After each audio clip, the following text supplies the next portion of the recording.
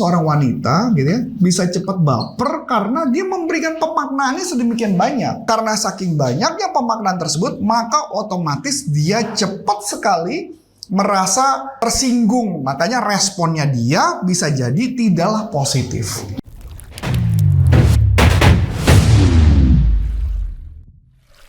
Halo teman-teman, kembali lagi dengan saya Aisyah di YouTube channel NLP for Business. Nah teman-teman, gimana nih kabarnya? Semoga teman-teman selalu sehat ya. Nah teman-teman yang lagi nonton ini ada para wanita-wanita nggak? Pasti ada dong. Nah aku pengen bahas nih hari ini, kenapa ya atasan para wanita itu kok mudah baper? Teman-teman pernah ngerasain juga nggak sih ketika berbicara pada atasan yang wanita itu tuh bisa menyebabkan permasalahan berbeda dengan berbicara dengan yang laki-laki. Nah kita bahas yuk sama Coach Arif. Halo Coach Arif. Halo. Sehat Coach? Sehat. Gimana? Gimana nih Coach kabarnya? Baik. Baik, tapi matanya sepet-sepet gini nih Coach. Iya, biasa lah. Ini kan jam-jamnya habis makan siang. Ngantuk Coach. Iya, biasa lah. Kan nanti. Iya Coach, aku mau bahas nih hari ini. Aku mau bahas kenapa ya Coach para wanita itu mudah baper. Apalagi kalau ini misalkan kita lagi di kerjaan ya Coach ya. Ngomong ke atasan wanita itu tuh lebih berperasa atau akan menyebabkan masalah dibandingkan dengan laki-laki. Itu kenapa ya Coach? Nah, jadi gini, kalau saya ditanya itu saya nggak tahu jawabannya. Hanya yang saya tahu memang kalau saya menemukan di beberapa wanita itu dia pemaknaan dari problemnya tuh lebih banyak. Saya nggak tahu, saya nggak punya jawaban itu gitu. Tapi yang saya tahu secara NLP kita bisa jawab. Saya akan coba gambar dulu ya.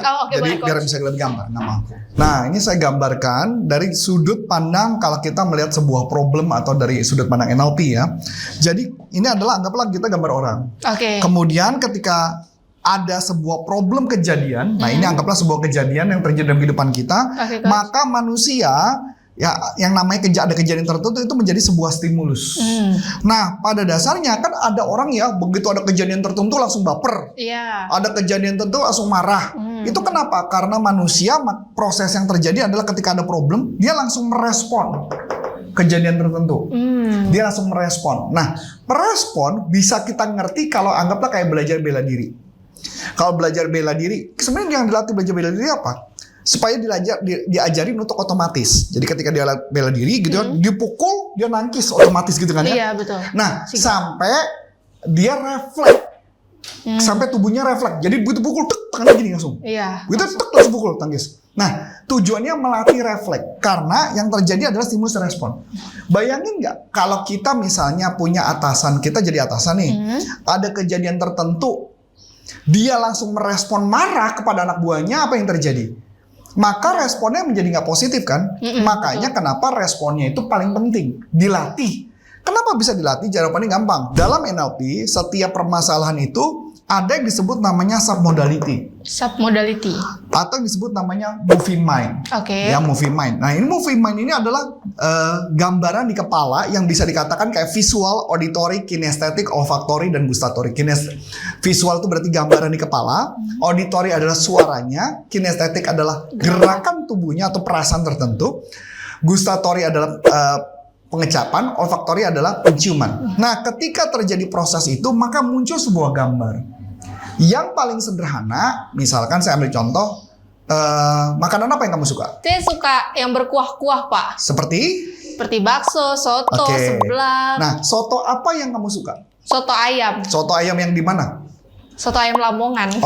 Sekarang saya mau nanya nih. Kalau kamu bayangin soto ayam Lamongan, apa yang muncul di kepala kamu? Seger, enak gitu. Seger, enak. Itu yang berupa ada gambar kan? Pasti bayangin gambarnya dulu kan? Ada betul. Soto ayam Lamongan, terus ada rasa seger dan enak. Itu yang disebut, kalau ditanya enak, itu kan berarti sudah gustatory. Ya kan ada perasaan juga kinestetik di sana. Inilah gambaran yang muncul di kepala. Nah, jadi idealnya adalah ketika ada sebuah masalah yang terjadi, ada sebuah stimulus terjadi, maka manusia akan merespon tergantung dari gambar apa yang muncul di kepalanya. Dapat ya? Misalkan saya ngomongnya ini agak digila dikit ya. Kalau saya ngomong misalnya soto ayam Lamongan, berarti kan event dong? Iya. Stimulus kan? Soto ayam Lamongan, tapi kamu bayangin kasih cabenya banyak banget. Apa yang muncul sekarang di kamu? Pedes, rasa gurihnya hilang. Nah, pertanyaan menarik. Cabenya ada nggak? Ada. Sekarang ada? Ada, banyak sambal gitu. Oh, dalam bayangan bukan ada kan? Iya. Iya, tapi dalam fisiknya ada nggak? Nggak ada. Nah itu maksud saya. Karena ini gambaran yang terjadi. Inilah yang disebut namanya movie mind atau submodality. Berarti apa yang kita bayangkan gitu ya, Coach? Betul. Apa yang kita bayangkan. Nah, tadi berkaitan dengan kenapa seorang wanita, sebenarnya bukan hanya wanita, tapi termasuk pria, ketika ada sebuah kejadian stimulus, dia langsung merespon, bisa terjadi karena dia memberi pemaknaan. Misalkan contoh, suaminya pulang, capek, terus suaminya ngomong sama dia, udah makan, udah masak belum? Wah, bayangan istri adalah cuma jawabnya sederhana, belum. Nah, ketika bilang belum, suaminya ternyata ngedengus gitu misalnya. Gimana gitu? Si istri langsung memberi pemaknaan tuh. Oh, jadi lu nggak suka?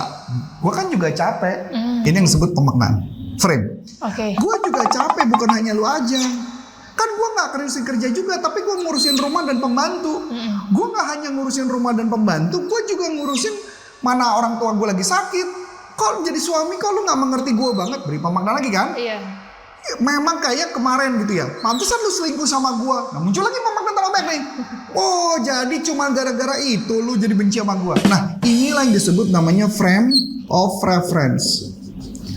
Makanya kenapa seorang wanita gitu ya bisa cepat baper karena dia memberikan pemaknaannya sedemikian banyak. Karena saking banyaknya pemaknaan tersebut, maka otomatis dia cepat sekali merasa tersinggung. Makanya responnya dia bisa jadi tidaklah positif. Inilah yang disebut stimulus dan respon. Nah berarti yang paling benar kalau kita mau menghilangkannya bagaimana? Iya gimana Coach? Ada caranya memang Coach? Ada tentunya. Nah cara menghilangkannya berarti kita harus yang pertama ada dua cara yang bisa kita lakukan. Yang pertama adalah mengubah gambaran kepalanya. Ketika dia melihat suaminya begitu, dia buang gambarannya, dia buat gambar suaminya tersenyum. Walaupun dia dengar ngedengusnya dia berikan pemaknaannya bukanlah pemaknaannya bahwa tentang dia, tapi pemaknaan, oh suami gue lagi capek. Kalau mama dia ngedengus itu, oh suami gue lagi capek. Tapi ngedengus yang sama, kalau diberi pemaknaan, ngedengus sama dengan lu nganggap gue nggak mampu, sama ngedengus sama dengan artinya lu capek, beda nggak artinya? Beda. Beda. Efeknya kan beda nggak responnya? Beda, responnya kan beda. Itu yang disebut namanya reframing. Jadi tugas kita adalah memasukkan gambaran di kepala, pemaknaannya yang negatif diubah menjadi positif. Saya kasih contoh sederhana. Saya kebetulan lagi nangani satu kasus. Ada satu anak remaja yang kelihatannya orang tuanya tuh suka mukul, suka kasar sama anak. Saya cuma ngomong sama mamanya. Ketika berbicara, mamanya selalu ngomong gini, Coach, saya ngelihat dia benci sama saya. Mamanya ngomong gitu. Coach, ini kan kejadian ya. Anaknya dikasih tahu, anaknya marah-marah.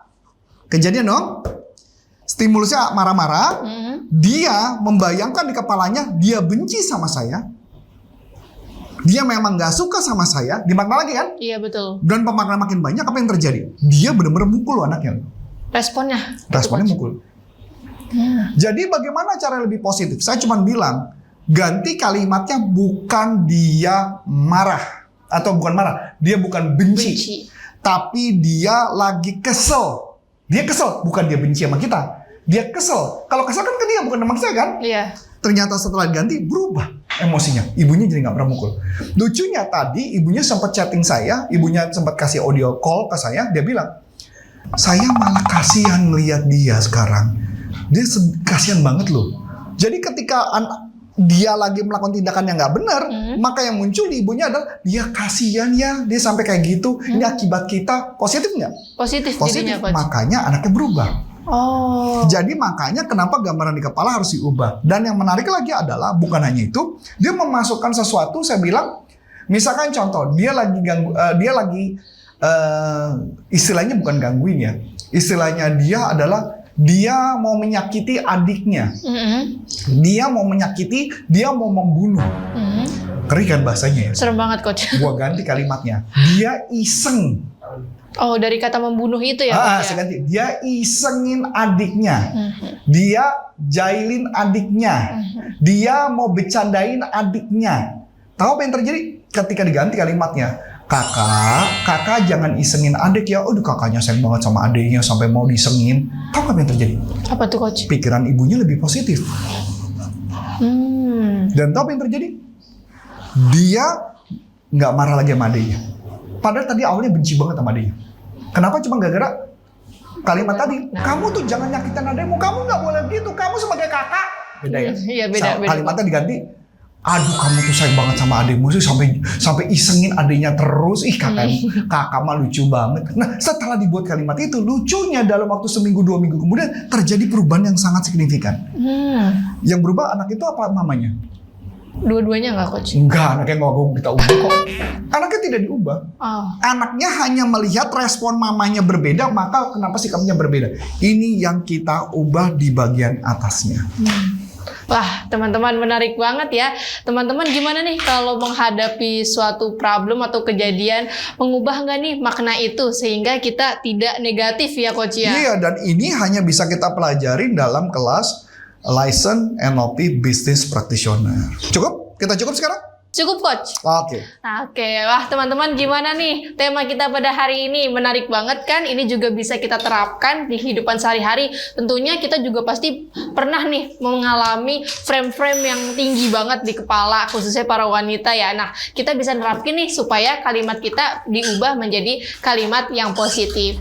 Nah, teman-teman sekian dulu pembahasan kita pada sesi kali ini. Tadi kan teman-teman sudah mendengarkan ya materi NLP ini. Nah, pelatihan ini hanya disediakan di License Practitioner Business of NLP yang akan diadakan di bulan Juni. Kalau teman-teman tertarik dengan pelatihan ini, teman-teman bisa langsung kunjungi website kami di www.nlpleadershipindonesia.com. Di situ teman-teman bisa baca dulu.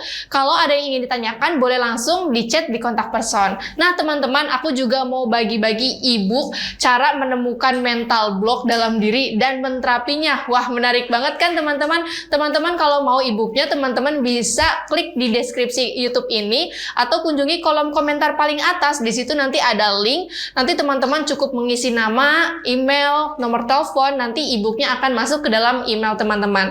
Oke teman-teman, sekian dulu pembahasan kita pada sesi kali ini. Saya Aisyah Ramawati dan saya Coach Antoni Sarif dari NLP for Business untuk Indonesia. Bye-bye.